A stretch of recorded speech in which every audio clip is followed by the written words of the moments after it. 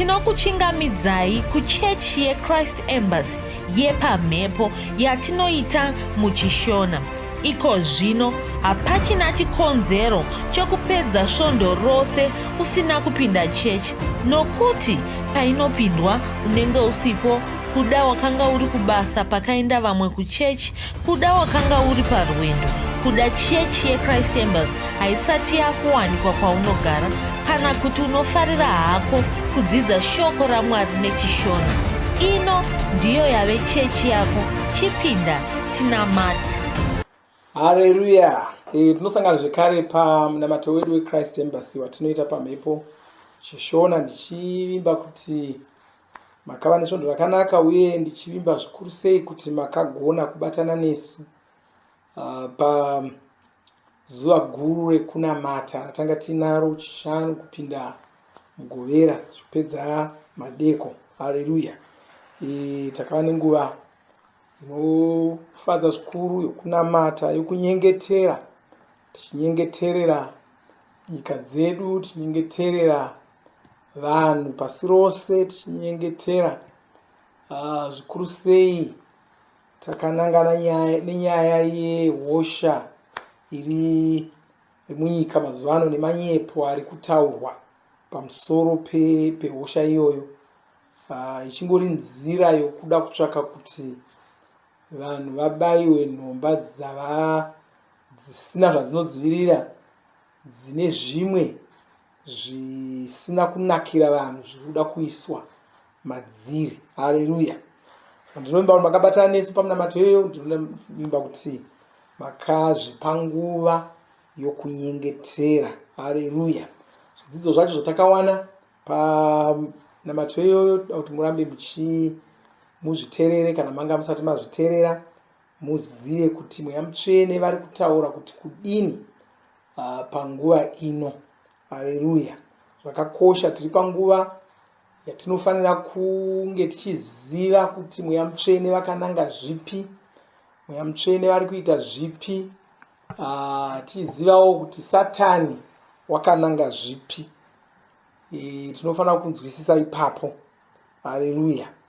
Hatifaniri kufambira murima, hatifaniri kungoita savanhu vasingazivi kuti Satani une zvaanogona kuronga. Kuna vamwe vanofunga kuti Satani anenge angogara hana zvaanoronga, saka chinhu chese chese chaitika vanenge vachida ngochiona sechinhu changoitikawo hacho. Zvinhu hazvingonyanyi kuitika. Zvikuru sei zvinhu zvinobata nyika dzakawanda nevanhu vakawanda. Zvinhu zvakadaro hazvingoitiki zvega. Lero changa chinzi chinhu changoitika pamusha uyo kana muguta iro kana pai, kaona chinhu chinobata pasi rose, chinobata nyika dzose, chinobata vanhu vese sezvizvi, chinhu ichocho hachigoni kunge changoitika, chinenge chine wachiita. Jesu vane mufananidzo mumwe wakatipa wemurimi wakarima zviyo zvake. Arima zviyo zvake, vashandi vake ndokubva uya kwaari vakati, ko hatina kudzvara zviyo here mumunda umu? Zvikanzi hongu takadzvara zviyo. Zvikanzi ko sei mana masawi? Masawi abva kupi?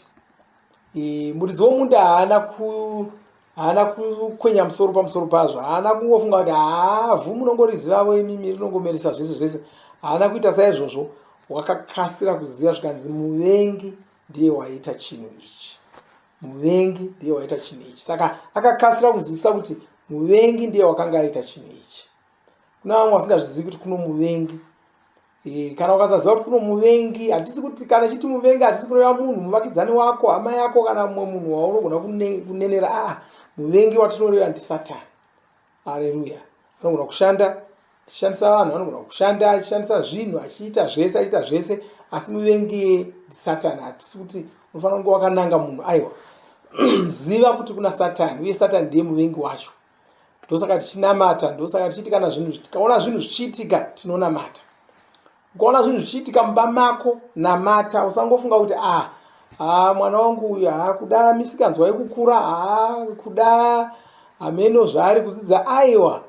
Ukaona zvinhu zvisina kumira zvakanaka, dzidza kunamata. Uye usatombomirira kuti zvitange kushata. Namata, gara uchinamata. Iva munhu anogara achinamata. chinamatira mhuri yako, chinamatira vana vako, chinamatira waniso yako, chinamatira mabasa ako aunoita. Chinyengeterera zvose izvozvo, uchingotaura shoko raMwari pamusoro pezvinhu izvozvo, kuita sei kuita kuti muvengi asawana mikana yakawanda yekupinda achisenerera achinyonganisa zvinhu. Kana ukanga uchinamata saizvozvo zvinhu zvino yangu akada kuzosenerera achipinda haazonyai kuwana mukana wokuita zvozvo zvaanenge achida. Uye iwo nemhaka kuti wanga uchinamata unokasira kumuona sezvakaita iye murimi uyu wakakasira kuona kuti muvengi ndiye waita zvinhu izvi. Haleluya. Saka zvinhu zviri kuitika munyika izvi muvengi ndiye ari kuzviita. Toda kutendai mufudzi Kristu vanotitungamirira saizvozvo, vachititungamirira vachitipa mukana iyoyo kuti tigone kusangana saizvozvi, uye vachititungamirira neshoko raMwari. Hatisi murima, tiri vanhu vane shoko raMwari. Haleluya. Tichiri mumwedzi wekuona zvinhu mupfungwa dzedu, tichiri mumwedzi iwoyo, tinoda kuramba tichitaura tichidzidza pamusoro zvinhu zvatakanangiswa kwazviri naMweya Mutsvene mumwedzi uno. Takatotaura zvakati wandei, tichitaura kuti unofanira kunzwisisa, zvinofanira kupinda musoro mako kuti muKristu haagoni kurwara. Zvinofanira kupinda musoro mako kuti muKristu haagoni kukurirwa. Haleluya. Zvinofanira kupinda musoro mako izvozvo, kuti iwewe, ndo zvatoda kuti titarire pazuva ranhasi. Zvinofanira kupinda musoro mako kuti iwewe wakafanana naJesu Kristu. Wakafanana naJesu Kristu. Takataura tikati pfungwa dzako dzinofanira kuona zvinhu izvozvi. Shoko raMwari harisi rokungonzwa, harifaniri kungopinda neimwe nzeve richibuda neimwe nzeve. Shoko raMwari nderekuti rapinda musoro mako, unofanira kurichengeta musoro mako, woona zvariri kutaura izvozvo. Haleluya. Chipo ichocho tose tinacho, uye tinochishandisa, asi kuti kazhinji tinochishandisa pazvinhu zvisizvo. Makamboona here dzimwe nguva zvinoita vanhu, kana kuda unosangana nomunhu waasinganyanye kufarira kana waanofungira zvinhu zvisina kunaka. Munhu iye akataura chinhu, nyange akataura chinhu chokuti vamwe vese vachichinzwa havaoni kuti chii chakaminama pake nezvataurwa izvi, asi iye unobata zvakawanda ipapapo.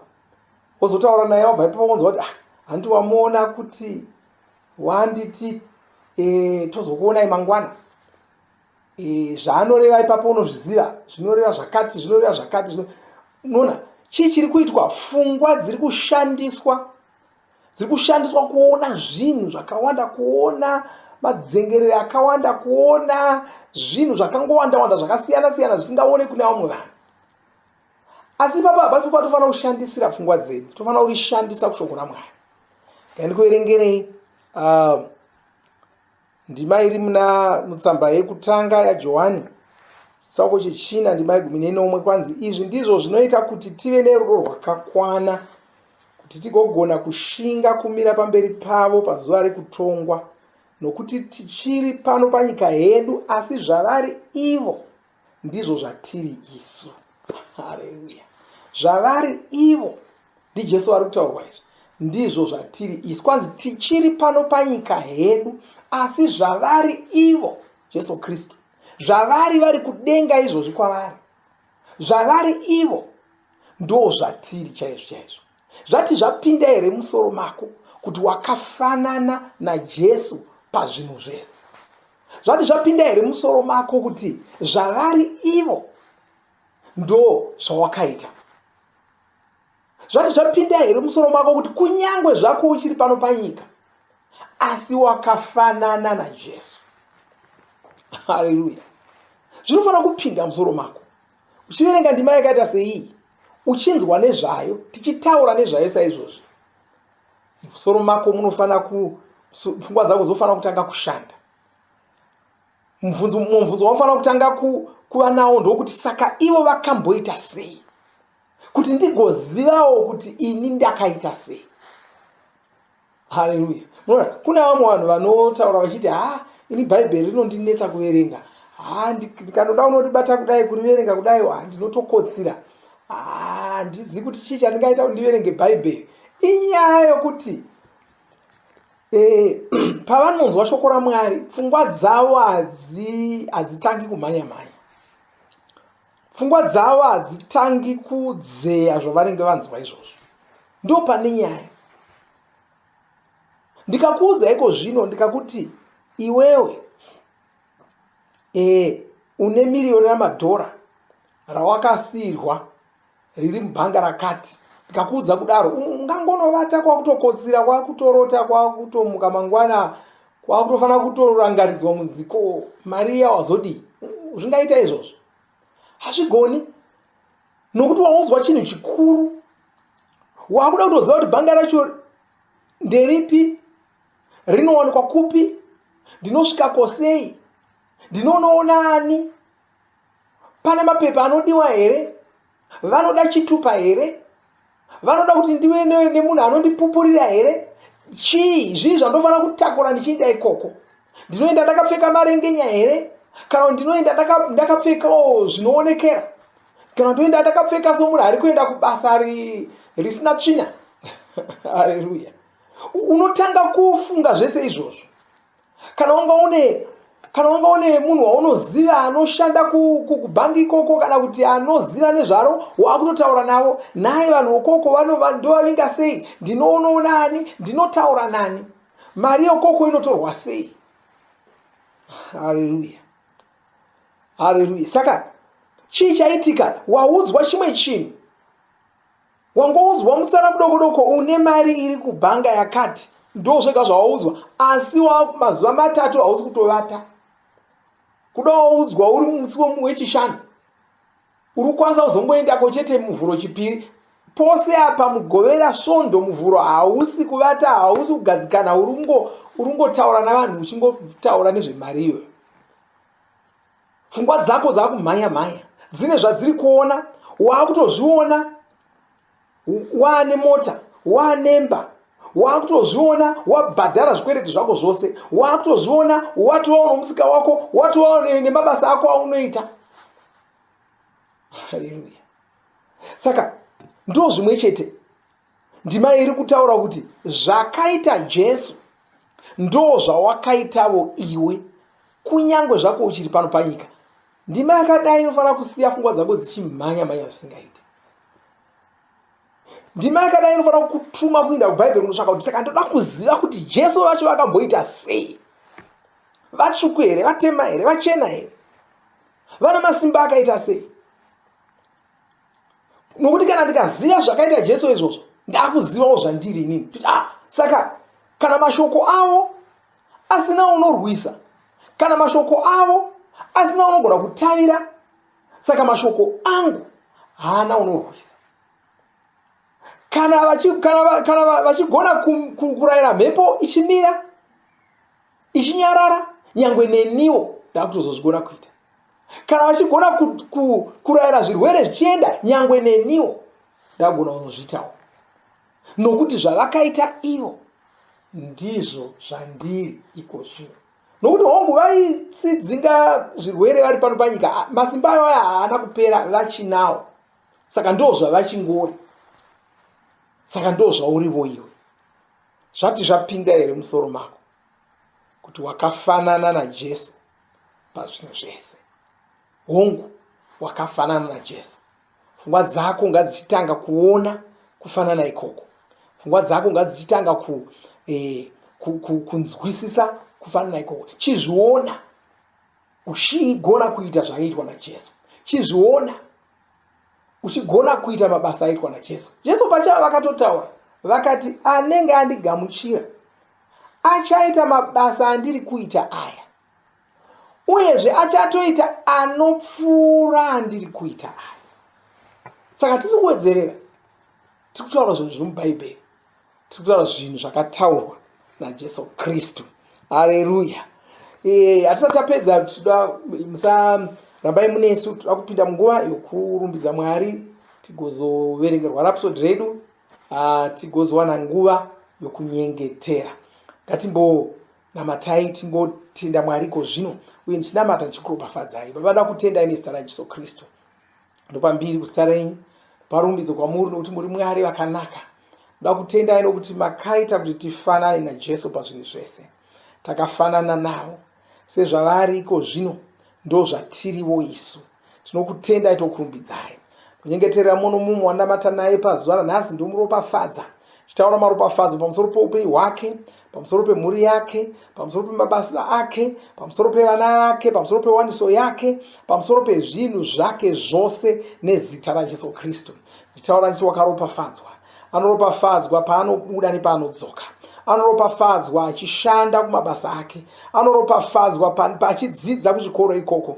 Anoropafadzwa. Zvirwere zvenyika ino hazvigoni kumukanganisa nezita raJesu Kristu. Hosha dzinoparadza vamwe hadzigoni kumuparadza nezita raJesu Kristu. Hapana minyama inokanganisa vamwe haigoni kumukanganisa nezita raJesu Kristu. Wakadzivirirwa naMwari, wakachengetedzwa naMwari muzita ramambo Jesu Kristu. Haarwari, anogara ari mukukutu, ari mutano nezita raJesu Kristu. Ndorayira zvirwere zvese, ndorayira matenda ese, ndichadzingira kure kubva pavari nezita raJesu Kristu. Ndichiti ava vakachengetedzwa, vanorarama maropafadzo aMwari nezita raJesu Kristu.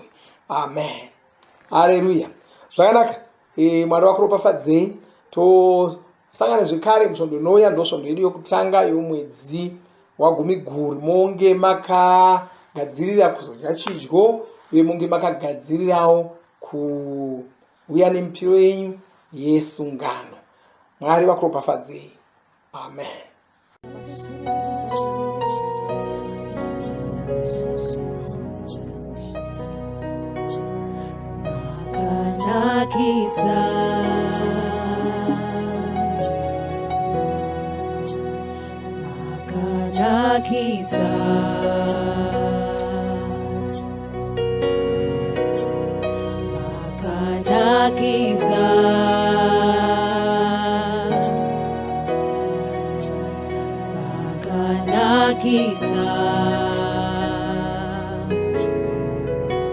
Unodzidzira zvakanaka, unodzidzira zvakanaka, unodzidzira zvakanaka, munoita zvakanaka, unodzidzira zvakanaka, unodzidzira zvakanaka, unodzidzira zvakanaka, munoita zvakanaka.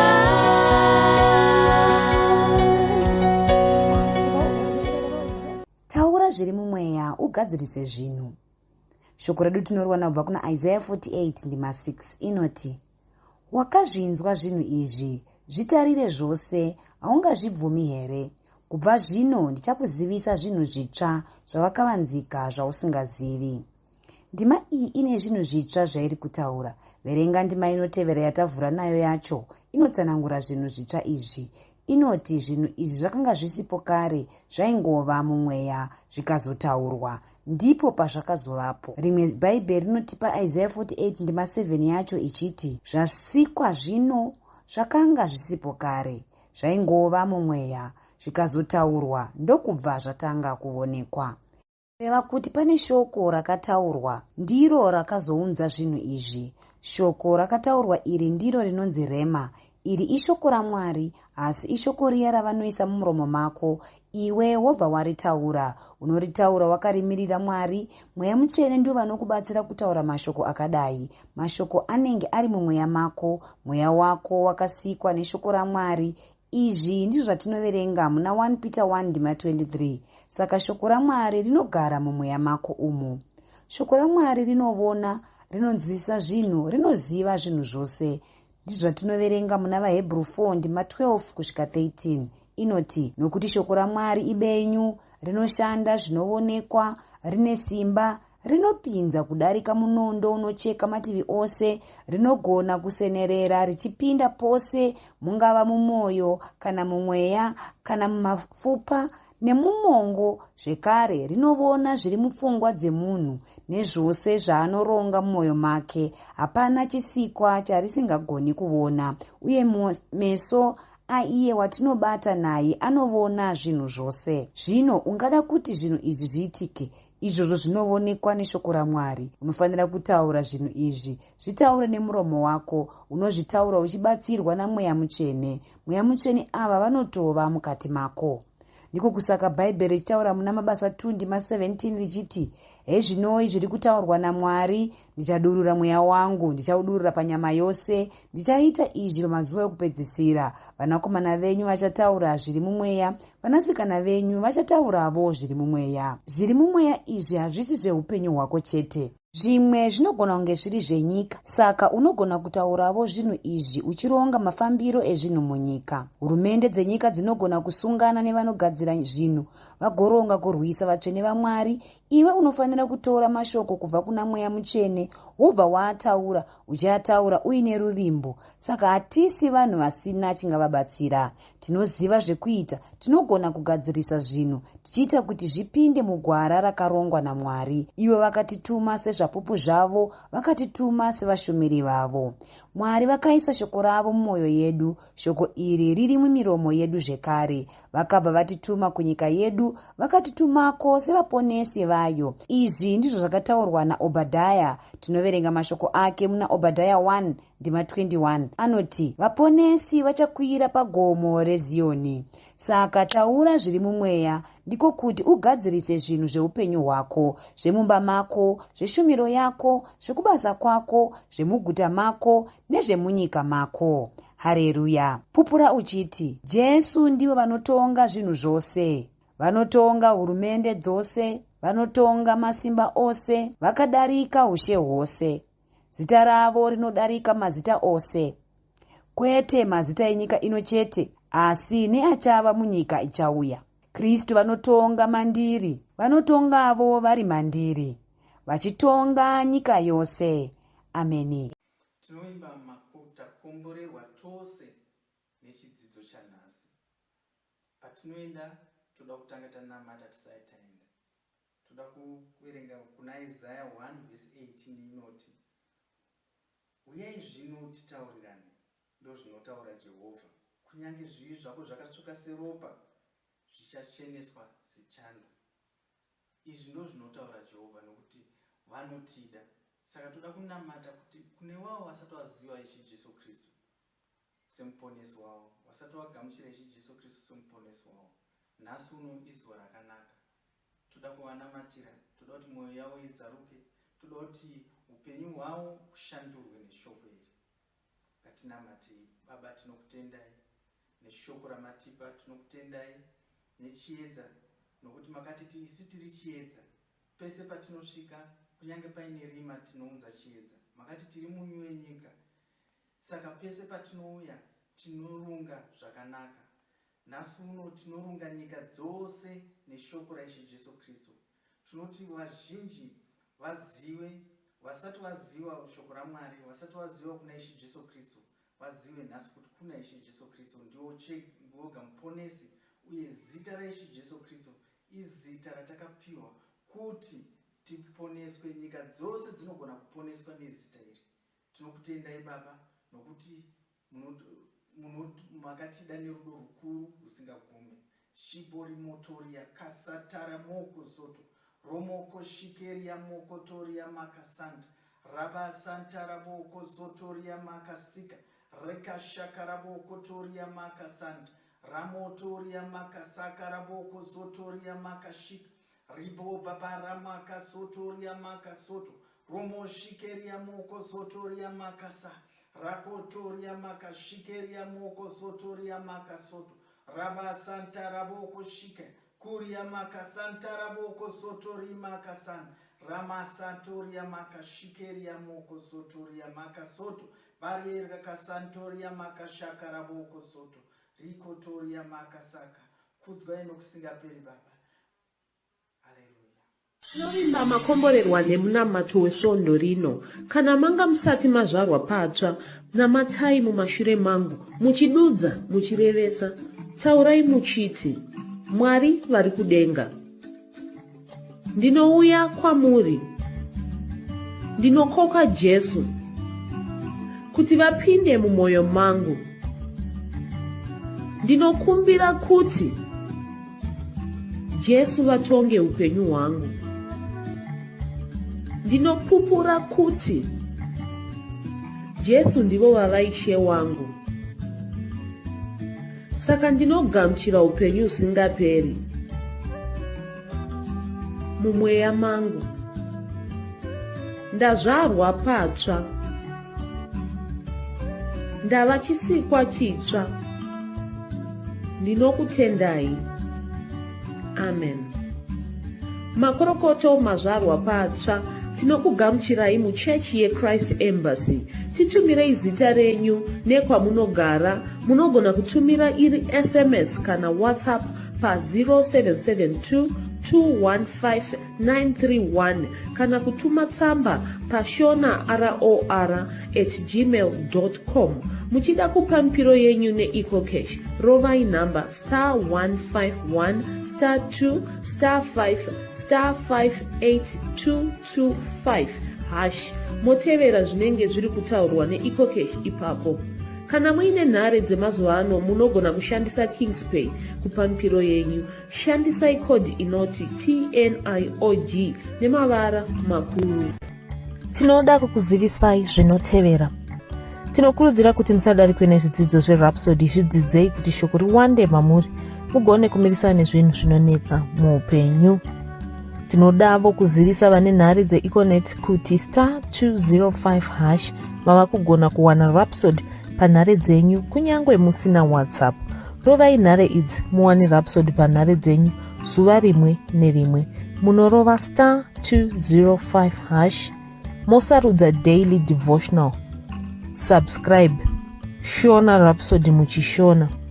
Munamato uno munoubata pa WhatsApp, pa radio, pa YouTube panoti Shona Online Church, pa www.ce-shonachurch.org, nepa vcc.rhapsodyofrealities.org. Tinokumbira mutizivise kana muri kutibata pane imwe yenzvimbo idzi. Kana pari paintaneti, munogona kunyoresa muchitipa zita renyu. Kana pari pa WhatsApp, tinyorerei tigopota tichikutumirai zvimwe zvidzidzo, kana kutitumira SMS pa 0772 166 928. Ivai nesvondo rakanaka.